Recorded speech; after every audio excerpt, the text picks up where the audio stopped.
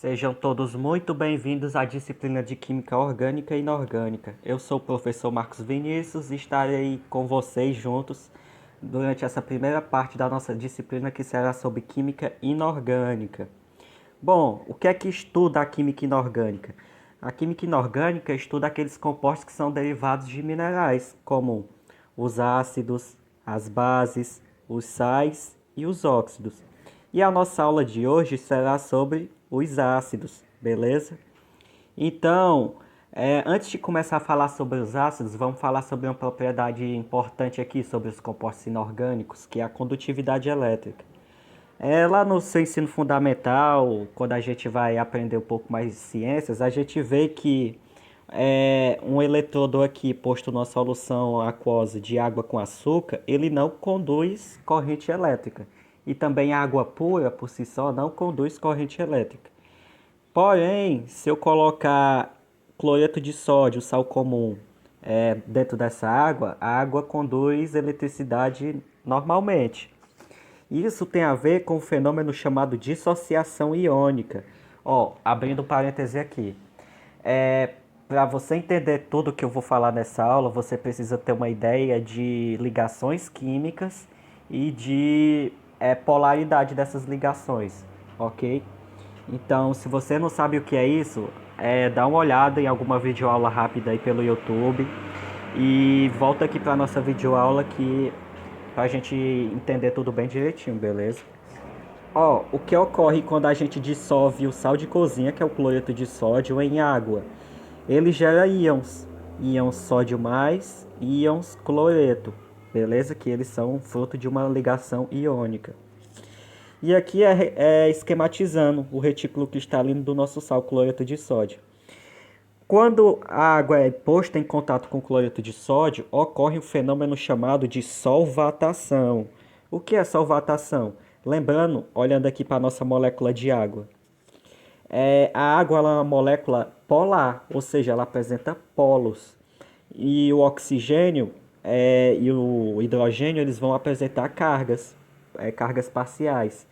Carga negativa, a parte polar negativa da molécula de água vai se ligar com a parte positiva e vice-versa. A parte positiva da água vai se ligar com a parte negativa do cloreto de sódio. E aí o que é que vai acontecer? Tá aqui a parte positiva se ligando ao íon cloreto, que ele é negativo, e a parte negativa da água se ligando ao sódio, que ele é positivo. Esse é o fenômeno da solvatação. Pronto, ocorreu a dissociação iônica. Dissociação é igual a separação. A partir daí, quando a gente coloca os eletrodos, que vai ter uma carga também, os íons ele consegue se mover livremente, porque eles estão livres e diferente do açúcar, o açúcar ele não tem íons e por isso ocorre a condutividade elétrica. Por isso que a água com sal consegue transportar corrente elétrica, porque vai gerar íons. Íons são substâncias carregadas, tanto positivamente como negativamente, ok? Agora, voltando a falar sobre ácidos. Quando a gente ouve a palavra ácido pela primeira vez, a gente se lembra logo de uma substância tóxica, uma substância perigosa, corrosiva. Tem também quem joga videogame, Mortal Kombat 2, tem uma fase onde a gente dá o Fatality e o personagem cai numa piscina de ácido. Aí a gente só vê a caveirinha dele aqui subindo depois. Também tem problemas de saúde, como acidez estomacal. Mas também o ácido, como ele está relacionado aqui a um problema do nosso corpo, ele também está relacionado a remédios, como o ácido ascórbico, que é a vitamina C, que a gente toma para melhorar a nossa imunidade. Temos também outro ácido bastante conhecido, que é o ácido acetil salicílico, que é a aspirina. E além dos remédios também, o ácido também está presente na nossa alimentação, como no limão, que ele tem o ácido ascórbico, tem vitamina C, e também tem o ácido cítrico. E nós temos também aquele que a gente coloca na salada, o vinagre, que é uma solução de ácido acético, enfim. E os ácidos, todos eles, apresentam as características em comum, que são elas. Eles reagem com metais, gerando o sal desse metal e produzindo gás hidrogênio. Aqui, ó, é o metal reagindo com ácido e aqui o metal, o gás hidrogênio sendo coletado. E eles também têm sabor azedo, como por exemplo nós vemos no limão e no vinagre. Aqui é a reação mostrada no vídeo, ó, que nós temos o zinco, que é um metal, reagindo com o ácido clorídrico, produzindo o gás hidrogênio, que é um gás explosivo. Então, Svante Arrhenius, ele foi o primeiro a classificar o que seria um ácido, que é ácidos são todas substâncias que em solução aquosa liberam íons H+. Vamos ver o exemplo. E como eles liberam íons H+, eles conduzem corrente elétrica quando dissolvidos em água, ok? Por isso que a gente falou de condutividade elétrica no começo da aula. Já já a gente vai falar dela de novo. Aqui nós temos o exemplo do ácido clorídrico, que está presente no ácido muriático, que é vendido como produto de limpeza. Ele sofre o processo de ionização na presença de água. Aí liberam íons H+, e íons Cl-. Aqui nós temos o ácido sulfúrico, um ácido bastante conhecido por ser muito forte. E ele libera, aqui na molécula dele, ó, tem 2 hidrogênios. E aqui aí por isso ele libera 2 íons H+, ok? E o ácido fosfórico, que está presente na nossa Coca-Cola, nos refrigerantes em geral. Aqui nós temos 3 hidrogênios e ele libera 3 H+. Ok? E os ácidos, estruturalmente, eles vão ter uma característica em comum, que é o quê? Que é o átomo de hidrogênio ligado a um átomo muito eletronegativo. Lembrando que eletronegatividade?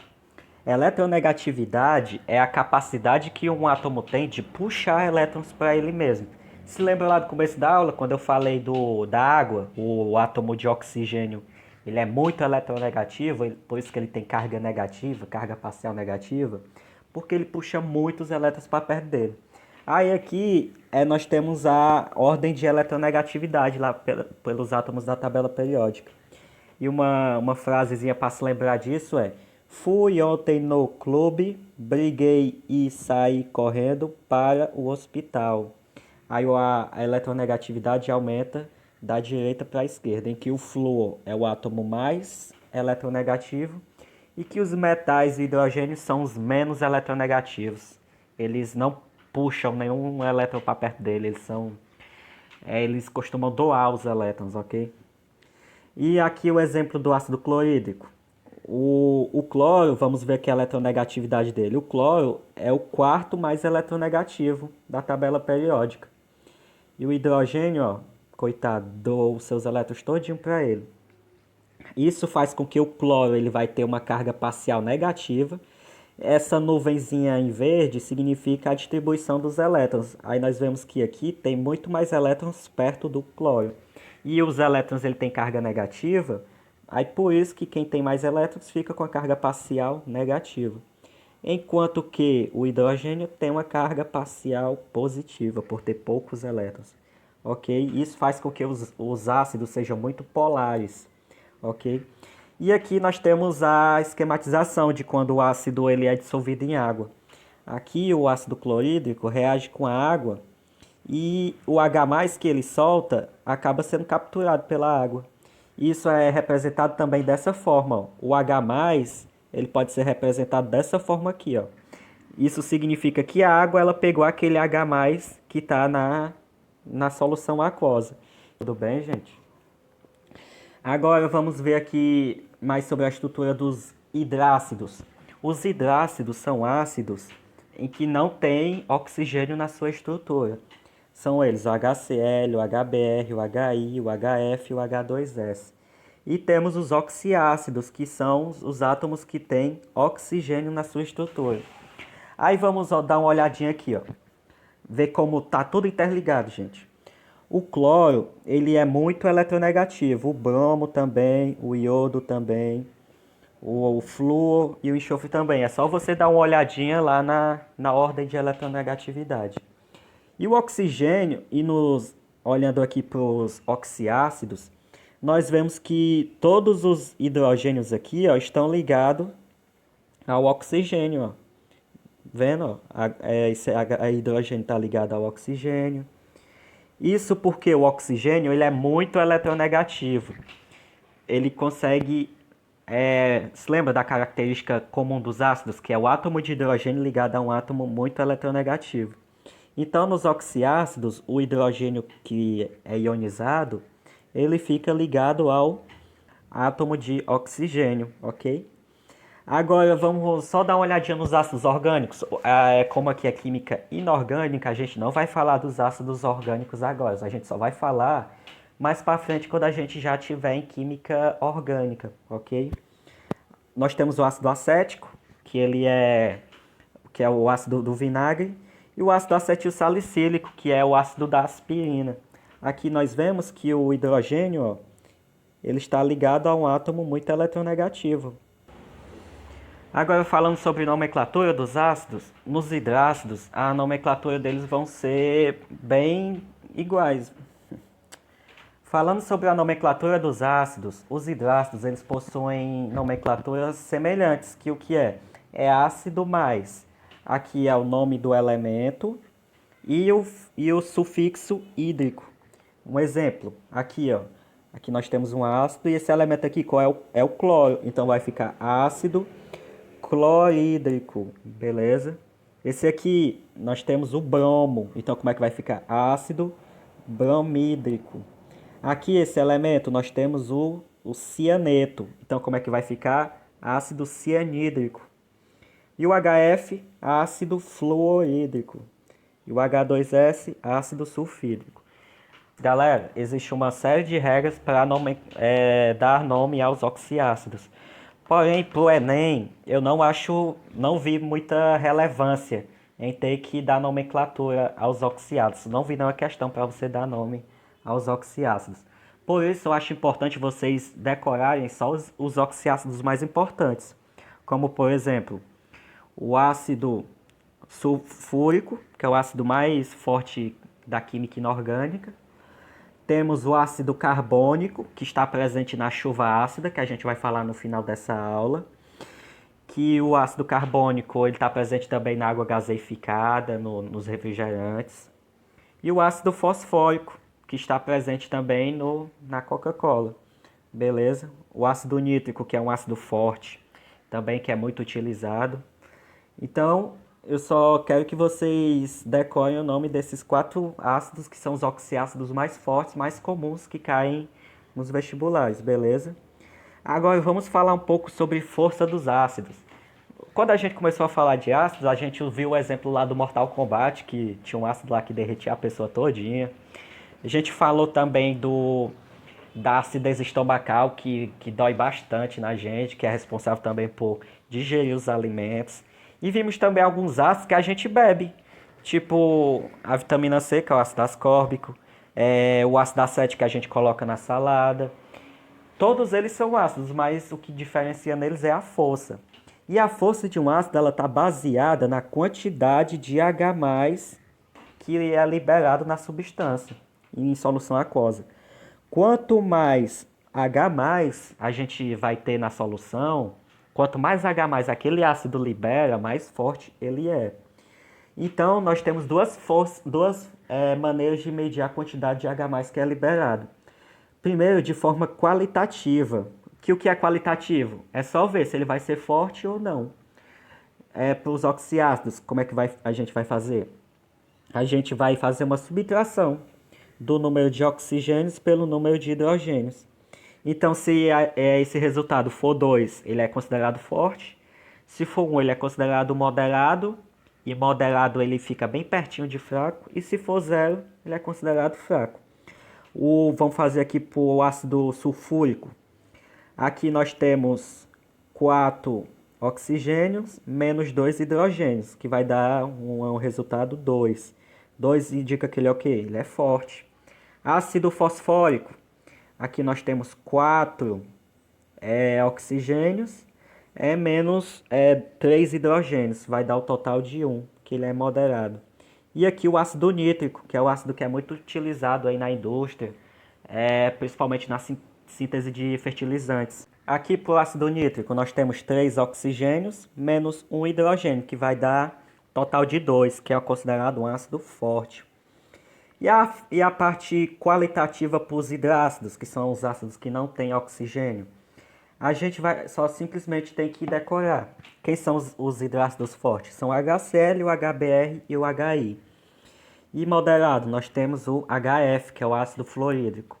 E fraco, nós temos os demais ácidos que não fazem parte desses aqui.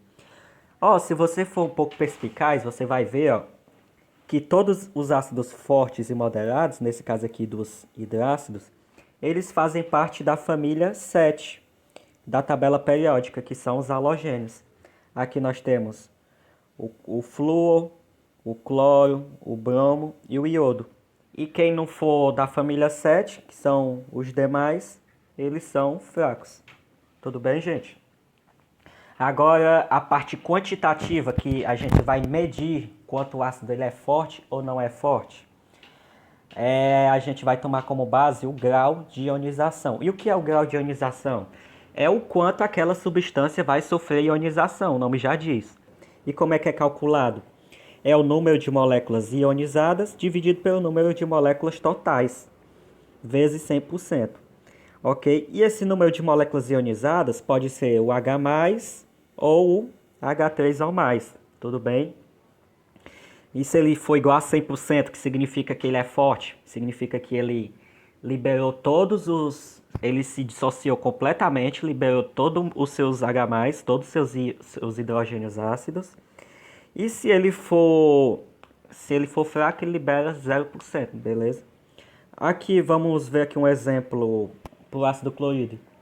O ácido clorídrico, ele tem um grau de ionização igual a 92%, ou seja, bem alto.